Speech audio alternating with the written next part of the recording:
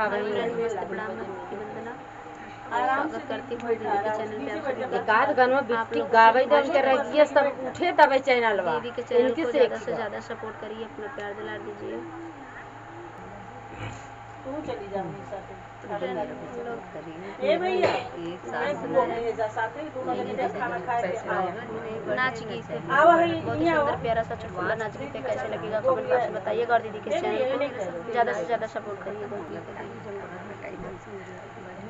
पैजनिया हमार पैजनिया हमार बलम बनवाए द पैजनिया हमार बलम बनवाए द पैजनिया हमार पैजनिया पहिरे हम जइबै बगियावा पैजनिया पहिरे हम जइबै बगियावा जइबै बगियावा हो जइबै बगियावा।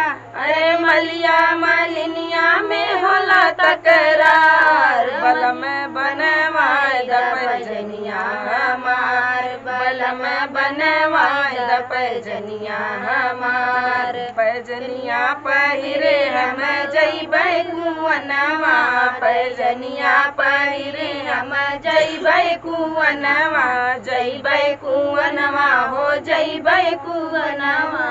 अरे देखी के हाय हाय करेला कहार अरे देखी के हाय हाय करेला कहार बलम बनवाए द पैजनिया हमार बलम बनवाए द पैजनिया हमार पैजनिया पहिरे हम जइबै तलैया पैजनिया पहिरे हम जइबै तलैया जइबै तलैया हो जइबै तलैया।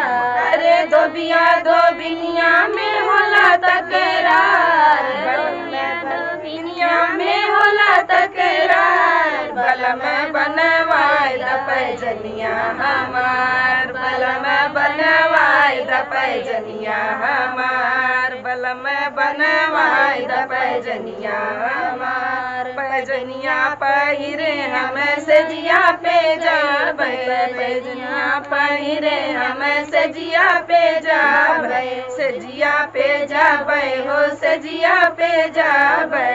अरे देखी के सौतन के फाटै कपार अरे देखी के सौतन के फाटै कपार बलम बनवाए द पैजनिया हमार बलम बनवाए द पैजनिया हमार पैजनिया हमार पैजनिया हमार पैजनिया हमार पैजनिया हमार बलम बनवाए द पैजनिया हमार बलम बनवाए द पैजनिया हमार।